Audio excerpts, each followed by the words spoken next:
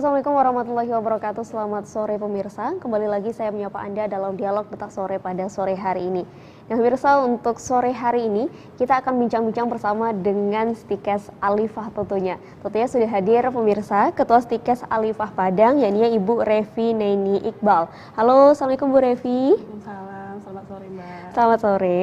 Kemudian kita juga ada Wakil Ketua 3 Bidang Kemahasiswaan ini pemirsa, yakni Ibu Silvina Indriani atau yang biasa disapa akrabnya adalah Ibu Nani. Halo, assalamualaikum Bu Nani. Halo Mbak Ella. Halo. Nah pemirsa, sebelum kita berbicara lebih lanjut seperti apa PBM di Stikes Alifah Padang, kemudian seperti apa juga penerimaan mahasiswa baru di Stikes Alifah, tentu kita ingin mengenal terlebih dahulu ini sebenarnya Stikes Alifah ini berdirinya sejak kapan dan seperti apa perkembangan-perkembangan yang sudah ada di Stikes Alifah ini tentunya. Ke Bu Revi mungkin ya di awal ini ya. Nah ini Stikes Alifah nih Bu Revi berdirinya sejak kapan ini? Sudah berapa lama ini?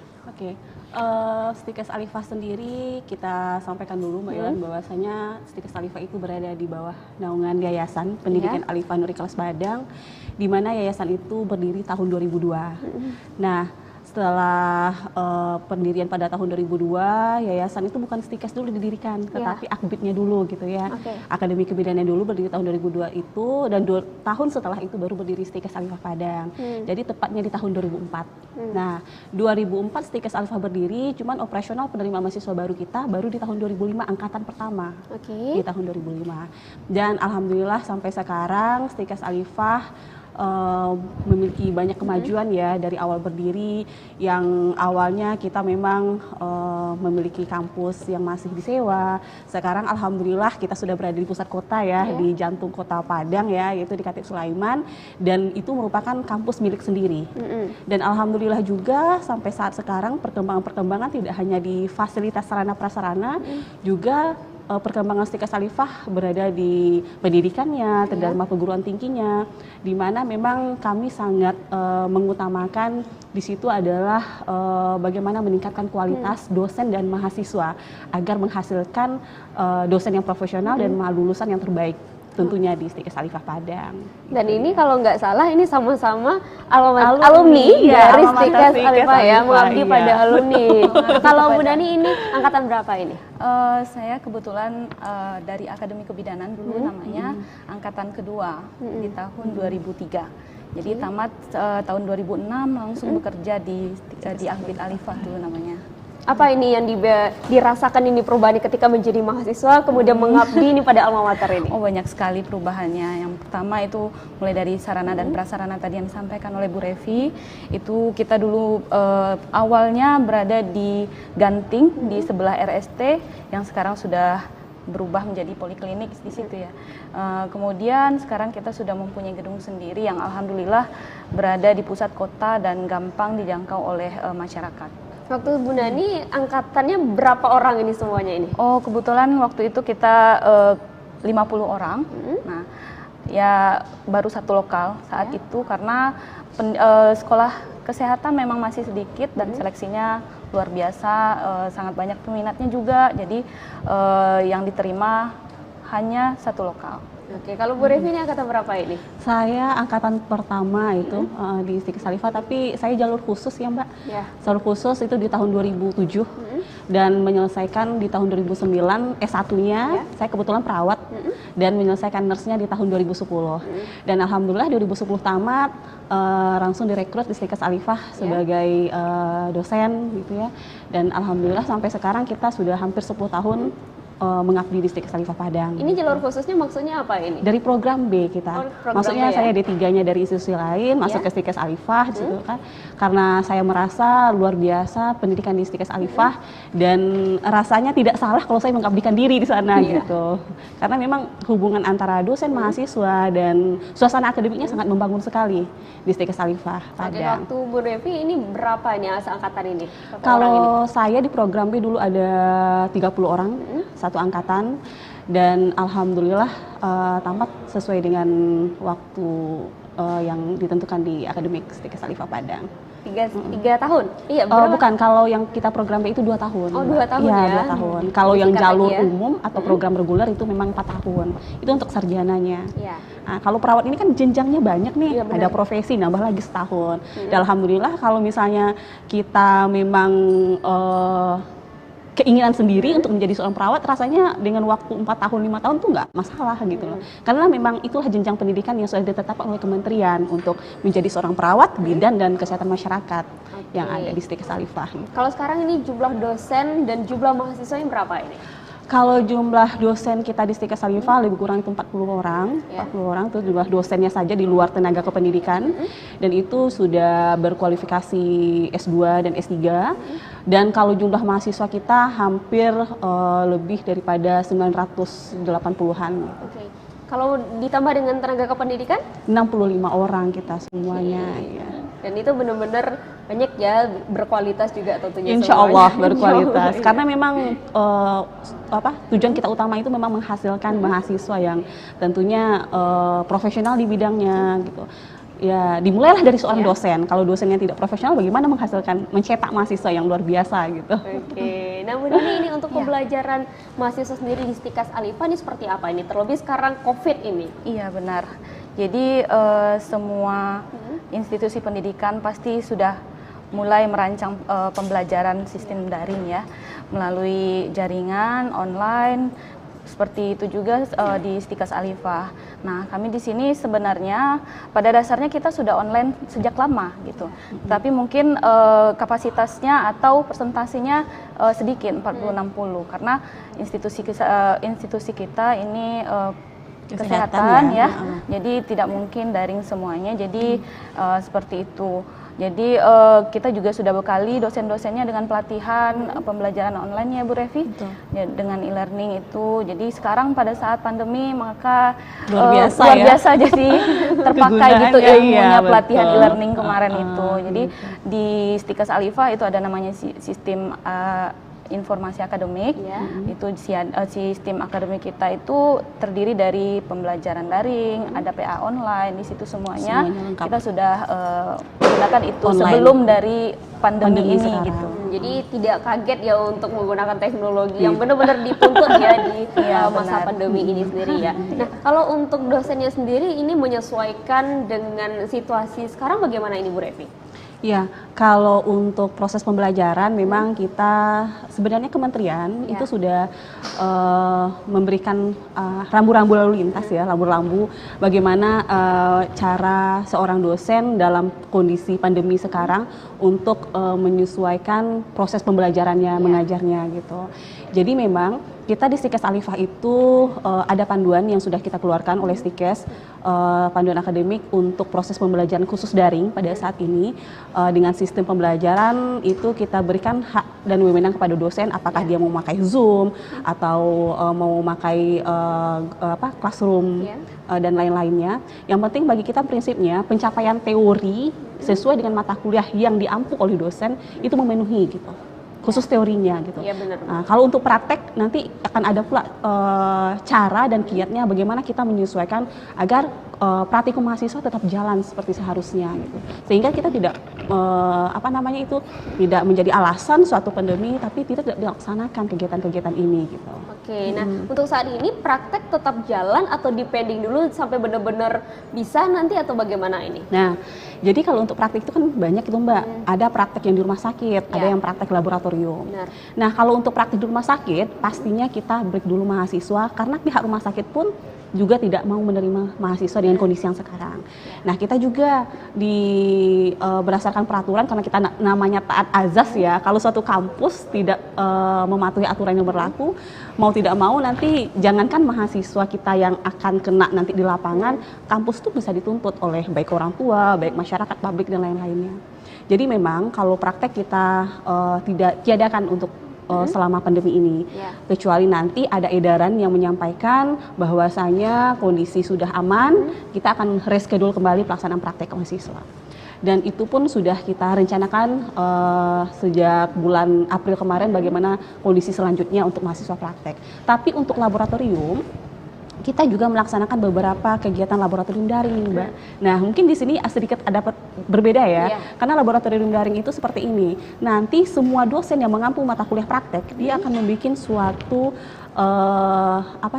tutorial pelaksanaan praktek yang memang nantinya hasil tutorial dia yang dia rekam sendiri di labor nanti akan di-share ke mahasiswa. Gitu. Nah, itu seperti apa saja itu? Apakah seperti pembuatan hand sanitizer kah atau apa ini? Contohnya saja misalnya adalah cara membersihkan luka pasien.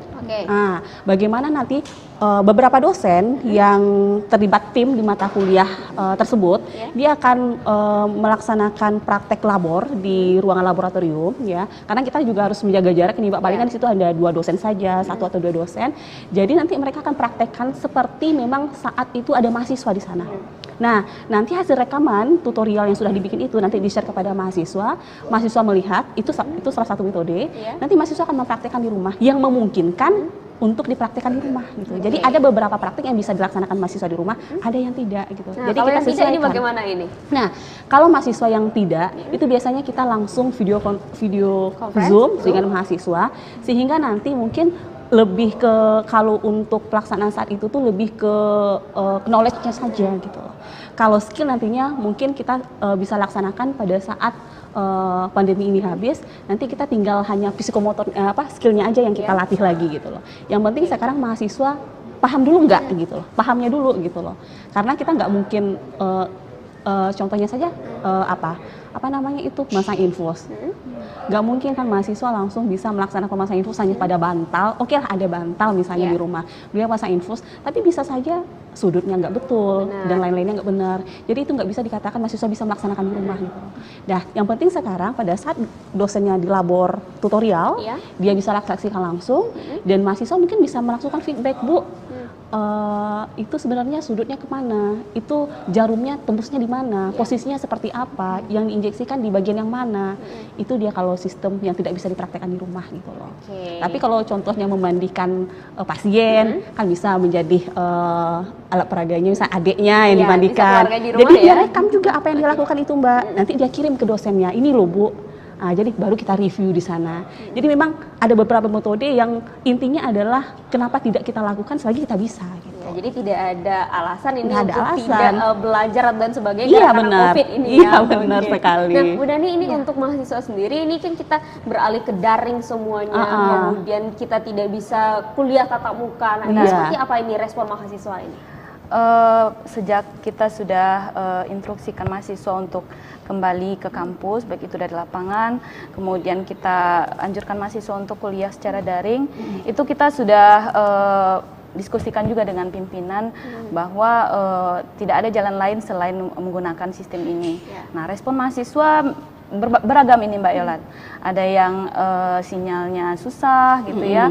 Kemudian di kampungnya nggak dapat sinyal, itu banyak sekali respon dari mahasiswa. Tetapi walaupun seperti itu, kami kasih solusi kepada mahasiswa. Bagi mahasiswa yang memang di wilayahnya belum ada internet atau sinyalnya susah atau sinyal internetnya itu cuma ada nanti sore gitu kan, susah juga kuliah seperti itu. Itu kita anjurkan hanya di Padang saja, karena proses pembelajaran itu tetap berjalan gitu. Walaupun nanti dia pulang kampung, nanti nggak mengikuti perkuliahan kan kasih juga mahasiswanya. Nah, seperti itu. Jadi kita dari akademik sudah mencarikan solusinya juga kepada mahasiswa yang mempunyai kendala-kendala seperti itu. Oke, nah ini kan biasanya nih ketika imbauan di rumah rata-rata kan mahasiswa pengen pulang, dengan berbagai alasan, tidak bisa tetap di Padang. Nah, solusi dari kampus ada nggak nih? Oh ya, pastinya kalau kita selalu mencarikan win-win solution, enak buat kita, enak juga buat mahasiswa. Ya kan? Dan itu harus ya? Ya harus itu gitu. Jadi kita memang bagi mahasiswa kita yang stay di Padang khususnya, itu kita dari pihak akademik itu memberikan bantuan kepada mahasiswa. Memberikan bantuan mahasiswa baik berupa sembako maupun uang tunai demi kelancaran mahasiswa berada di sini. Jadi mahasiswa itu sudah kami jalankan dan alhamdulillah respon dari mahasiswa itu luar biasa. Karena kita menyadari mahasiswa-mahasiswa kita yang tidak bisa pulang, yang harus mengikuti perkuliahan di sini atau yang memang nggak bisa memungkinkan mereka untuk pulang, itu harus menjadi perhatian khusus untuk kampus.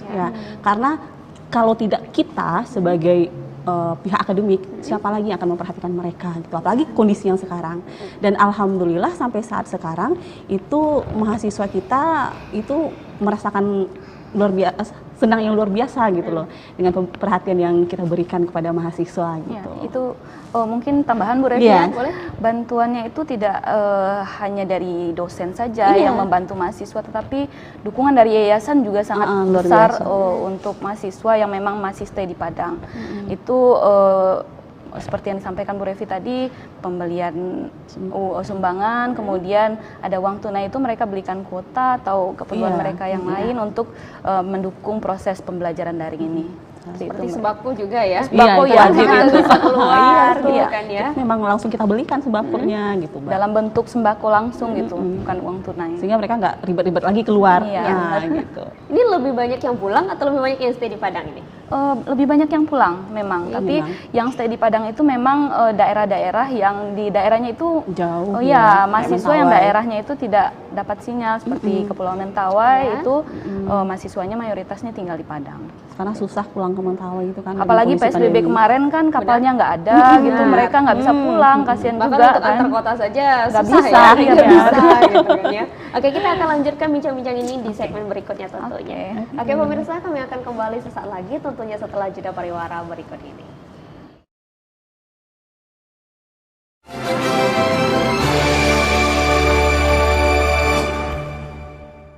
Oke, perkaranya sebutkan dalam salah itu. Nah, kita ini sama-sama advokat, sama-sama pengacara, pandai membaca.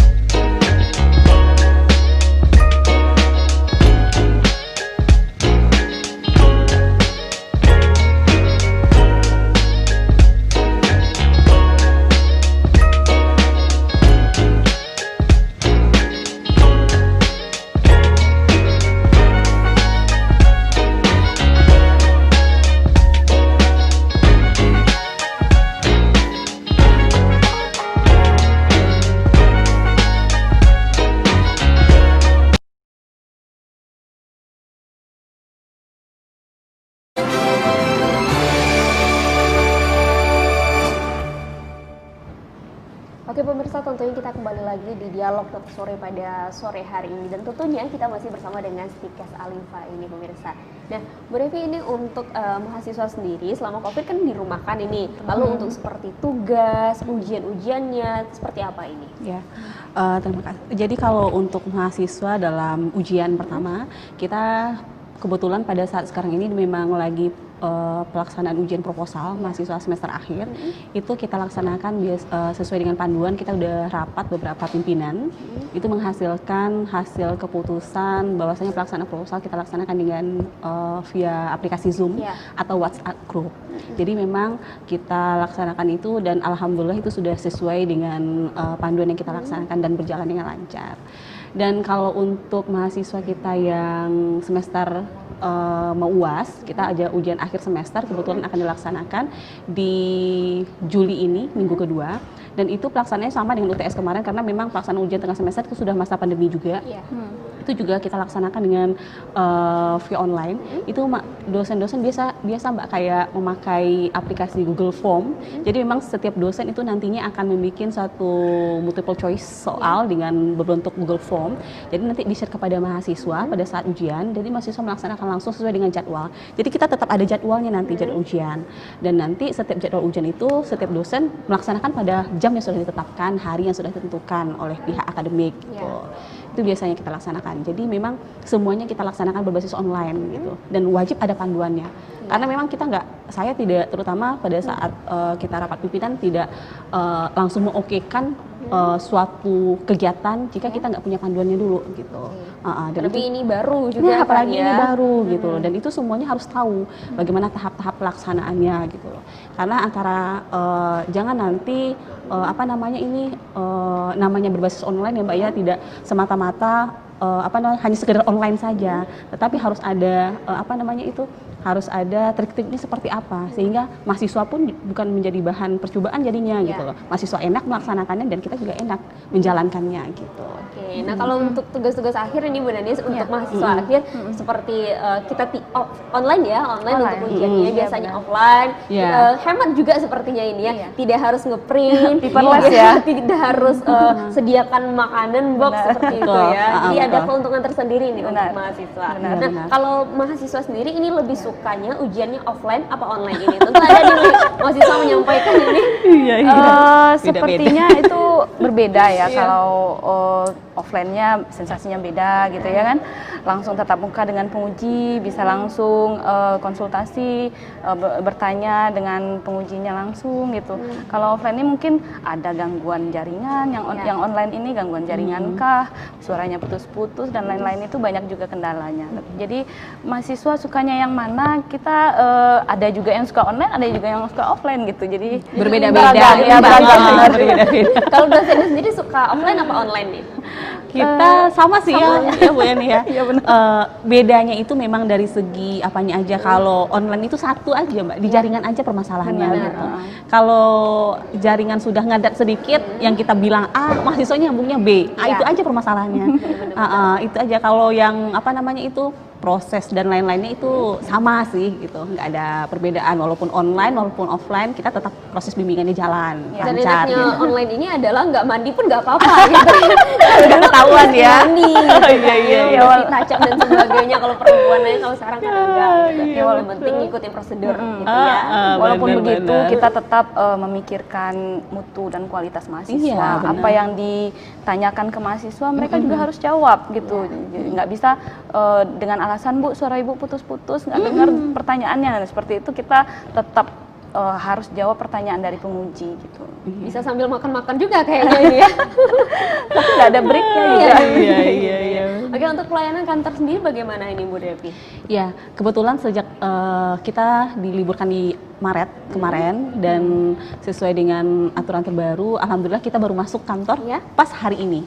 Jadi kita baru hari ini masuk sesuai dengan kita melihat edaran dari wali kota kemarin itu bagaimana menerapkan pola hidup baru ya yang ada di Kota Padang, terutama di Stikes Alifa. Jadi kita memang di Stikes Alifa itu membentuk suatu tim COVID-19 di mana itu salah satu membantu kita dalam saat kita masuk ke kantor gitu. Bagaimana upaya-upaya yang kita lakukan karena kita suasananya masih suasana pandemi ya, walaupun sudah dikatakan pola hidup baru dan lain-lain, itu was-was itu tetap nomor satu ya. Jadi memang kita harus memperhatikan protokol kesehatan sesuai dengan apa yang ada di Stikas Alifah Padang. Jadi kita memang menyediakan yang namanya hand hygiene-nya, hand sanitizer-nya. Kita juga cek suhu setiap masuk ke kantor, dan kita itu menyediakan hand sanitizer setiap sudut ruangan gitu loh. Itu tujuannya adalah memang agar dosen yang beraktivitas kembali itu betul-betul terjaga setidaknya keamanannya. Karena kita pada saat ini itu belum masuk full semuanya ini, Mbak. Kita baru Masih masuk. ada yang WFH ya? Ya, masih ada. Jadi 50-50 ini. Kecuali pimpinan. Oh iya. Kalau pimpinan itu wajib masuk. Apalagi tanda tangan ya, nggak ada tanda Ah, tangan nggak betul, bisa. iya. gitu kan ya. Karena pimpinan selalu diperlukan gitu ya. Itu standby terus gitu. Jadi staf dosen dan tendiknya yang bergantian masuk. Oke, dan kalau mahasiswa ini untuk kedepannya tetap daring ini? Sampai sekarang kita masih daring, kita menunggu Info edaran. dari- Kalau kita yang selain Kemendikbud, Ya. kita juga menunggu nanti edaran dari Wali Kota Padang juga. Bagaimana selanjutnya? Yang penting pada saat ini daring berjalan dengan lancar dan tetap melewati proses sesuai dengan tuntutan akademik yang ada. Lama-lama enak di daring ini kayaknya ya, karena udah kebiasaan daring. Iya, gitu betul, kan ya. betul. Nah, Iya. Bu Nani, untuk wisuda seperti bagaimana ini? Insya Allah kita akan tetap melaksanakan wisuda pada tahun ini. Itu kita sedang rancang bagaimana proses atau cara kita mewisudakan mahasiswa, apakah itu melalui daring juga atau kita datangkan mahasiswa tetapi tidak ada pendamping. Untuk seperti itu. jadwal wisudanya di Stikas Alifah ini kapan-kapan aja ini dalam setahun? Dalam 1 tahun kita hanya 1 kali. Oke, di bulan? Di bulan Oktober. Oke, berarti di bulan Oktober yang besok ya? Iya, Oktober benar. besok. Oke, jadi Minggu kalau depan. seandainya masih tetap pandemi seperti ini, kondisinya masih seperti ini, bisa jadi ini online ya? Online, iya. Kita harus menyesuaikan gitu Iya, dan tidak bisa memaksakan gitu kan. Tapi ini untuk mahasiswa pasti kalau online nggak gimana gitu kan ya? Soalnya mereka yang ditunggu-tunggu ini adalah wisuda. Wisuda, Benar. betul. Oke, nanti protapnya seperti apa ini kalau benar-benar online ini? Kalau untuk wisuda online memang kita baru membicarakan beberapa hal untuk pelaksanaan wisuda yang baru strategi-strategi umum yang baru kita laksanakan seperti apa. Karena memang kita juga harus mengacu bagaimana nanti layanan jangan sekedar Mbak, hanya sekedar online saja tapi mutunya tidak terjaga gitu. Nah, kembali lagi mutu yang penting. Iya, mutu yang penting karena satu perguruan tinggi itu yang nomor satu itu adalah mutunya gitu loh. Kalau mutu sudah bagus pasti di dalamnya itu sangat bagus banget gitu. Itu yang penting. Jadi memang insya Allah itu memang seperti yang sampaikan Bu Nani tadi, kalau memungkinkan kita akan melaksanakan wisuda karena kita itu ada 5 prodi. Ada 5 prodi, Mbak. Kalau seandainya memungkinkan kita melaksanakan dengan masa pandemi melaksanakan wisuda dengan 1 prodi per hari misalnya, dengan fasilitas kampus kita di aula kita itu kan paling banyak itu ada 350 orang isinya, itu kan bisa dijarakkan paling kan 1 prodi itu kalau kayak kebidanan itu ada 30 orang gitu ya, jadi kan bisa disiasati seperti apa itu kalau memungkinkan. Kalau tidak yang kita harus online itu siasati kita salah satunya mungkin memang kayak pakai aplikasi tadi gitu. Wisuda virtual. Wisuda virtual, iya. Seperti Boleh yang dandan atau enggak dandan ini ya? tapi memang kadang-kadang dari mahasiswa kan kita. Karena mahasiswa itu bagaimanapun nomor 1 itu ya itu wisuda pengakuan, apalagi pemindahan jambul itu luar biasa, bersejarah bagi mahasiswa. Karena kita juga pernah jadi mahasiswa kan. Dokumentasinya yang penting pemindahan jambulnya itu gitu ya. Dan didatangi teman-teman itu kayak suatu kebahagiaan yang nggak bisa diulang lagi. Iya, benar, gitu kan. benar. Beda kalau seandainya online. Itu sangat berbeda sekali. Ya mudah-mudahan Paling gitu. pandeminya segera berakhir, berakhir. maka kita bisa melakukan wisuda seperti tahun-tahun yang sebelumnya. Seperti keinginan mahasiswa. Iya benar, Amin. benar seperti keinginan mahasiswa. Nah, Bu Nani, untuk penerimaan mahasiswa di 2020, nah seperti apa ini di Stikas Alifah? Iya, untuk penerimaan mahasiswa baru itu sendiri kita sudah buka mulai dari bulan Desember ya Bu Revi.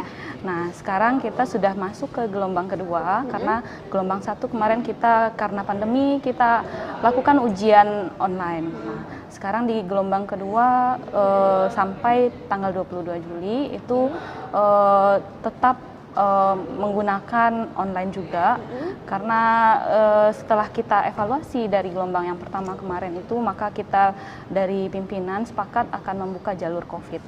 Seperti itu. Nah, jalur COVID ini apa ini seperti apa jalur COVID ini? Kenapa jalur COVID? Dinamakan jalur COVID ya. Namanya jalur COVID. Nah, jalur COVID ini sendiri mahasiswa bisa mendaftar online dari rumah tanpa harus datang ke Stikes Alifah. Kemudian mahasiswa mengisi form yang ada di website kita dari dari Stikes Alifah. Kemudian mahasiswa tidak dilakukan lagi ujian online. Ya. Nah, hanya melampirkan raport di semester terakhir. Oke. Nah, satu lagi ini yang menarik ini adalah untuk SPP mahasiswa sendiri Oh, bagaimana iya. ini? Kan Nah. kita nggak tatap muka ini. Iya, Nah, benar. bagaimana ini? Tentu ini jadi pertanyaan juga bagi mahasiswa dan orang tua ini. Iya, Iya, betul. Ya, kalau dalam segi SPP memang kita dari yayasan ya, badan penyelenggara dengan kampus sendiri tetap ada pemungutan uang kuliah seperti biasanya. Cuman pada saat ini kita mempermudah mahasiswa dalam metode pembayarannya. Kalau biasanya kita melaksanakan pembayaran kepada mahasiswa kan biasanya pada awal semester. Mahasiswa registrasi membayar uang kuliah. Kalau langsung lunas membayar uang kuliah gitu ya. Tapi kalau untuk kondisi sekarang kita biasanya memang membagi jadi 2 tahapan pada saat ini. Yang pertama mungkin mahasiswa bayar separuh gitu ya. Untuk tahap selanjutnya biasanya habis sebelum UTS ini mahasiswa bayar separuh, setelah UAS mahasiswa bayar separuh lagi. Jadi memang salah satunya memang kita memikirkan kondisi ekonomi orang tua mahasiswa sekarang yang tidak memungkinkan mungkin yang pekerjaannya yang sudah tersita dengan kondisi pandemi sekarang dan lain-lain. Tapi Stikes Alifah memang selalu memberikan kemudahan untuk mahasiswa ya. Mahasiswa Itu poin yang pentingnya. iya, poin Toleransi penting. sekali Toleransi gitu. itu luar biasa mahasiswa karena memang bagaimana kita tidak membantu mahasiswa ya. Bagaimana kita tidak membantu sementara memang keuangan sendiri itu yang tidak ada gitu. Dan memang kondisi-kondisi yang seperti itu kayak yayasan kami terutama itu mahasiswa-mahasiswa yang semester akhir yang betul-betul tidak mampu lagi itu biasanya yayasan membantu itu. Iya, keuangannya gitu. Asal melapor ke Asal yayasan ini ya. tetap transparan, bisa jujur dan benar. transparan. Karena kita itu yang penting adalah kejujuran. Karena salah satu yang diutamakan di Stikes Alifah itu jujur dia. Karena Alifah gitu Iya, ya. Alifah. Iya, jujur, sopan dan santun gitu. Tata krama itu yang selalu kita bangun kepada mahasiswa. Iya. Nah, kalau boleh tahu ini SPP per bulan atau per semester deh? Per semester ya? Per Bukan semester. per bulan ya, per semester. Per semester. di Alifah ini berapa ini? Ya, kalau saat sekarang SPP mahasiswa itu 3.950 ya Bu Nani ya. Ya, jadi terjangkau sekali di SPP di Stikes Alifah ya. Dan itu kita tidak ada uang pembangunan. Ya. Jadi Itu masuk ke berlaku Alifah untuk semua jurusan? berlaku semua urusan. Oke. Iya, baik itu bidan, bidan kita karena praktikum ya, jadi Ya, agak naik agak beda berbeda sedikit sedikit. karena dia praktikumnya 50%. lebih. Iya dia. Harus. Jadi itu berlaku untuk keperawatan sama kesehatan masyarakat Ya. gitu. Itu biasanya. Oke, dan fasilitas yang didapatkan dengan membayar segitu apa aja ini? Kalau fasilitas itu rasanya luar biasa ya. Kita di kampus Stikes Alifah itu baik itu mulai dari masuk gerbang utama sampai dengan proses pembelajaran di lokal-lokal, laboratorium, pustaka, labor itu kita full AC. Oke. Full AC, jadi memang menurut saya sangat nyaman sekali mahasiswa belajar di sana gitu. Itu yang pertama. Yang kedua, kita free wifi di situ. Wifi jadi semua mahasiswa bisa mengakses. Yang penting ada nomor induk mahasiswanya. Terdaftar jadi mahasiswa Alifah bisa mengakses wifi di sana gitu. Tuh. Terus kita di situ juga memiliki pustaka, memiliki ribuan koleksi buku-buku baik dalam maupun luar negeri yang bisa dipakai mahasiswa dan kita biasanya selalu update dengan buku-buku, referensi, jurnal, proceeding dan lain-lainnya gitu. Terus kita juga di sana menyediakan fasilitas-fasilitas yang diperlukan mahasiswa seperti tempat ibadah gitu ya. Terus ada beberapa kegiatan kemahasiswaan yang juga bisa dilaksanakan oleh mahasiswa. Kebetulan Bu Nani juga karena bagian kemahasiswaan ya, jadi memang banyak event-event yang kita lakukan ya. Baik kegiatan nasional maupun internasional yang dilakukan oleh Bu Nani beserta mahasiswa. Terus juga kita juga memberikan fasilitas mahasiswa seperti dosen pengajar sesuai dengan bidang keahliannya, S3, S2 ya.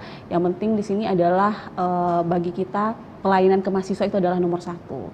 Bagaimana mahasiswa merasa nyaman dan kami itu pun merasa enak untuk memberikan yang terbaik untuk mahasiswa gitu. Bu Dani, selain kebidanan apalagi nih jurusan di Alifah ini? Iya.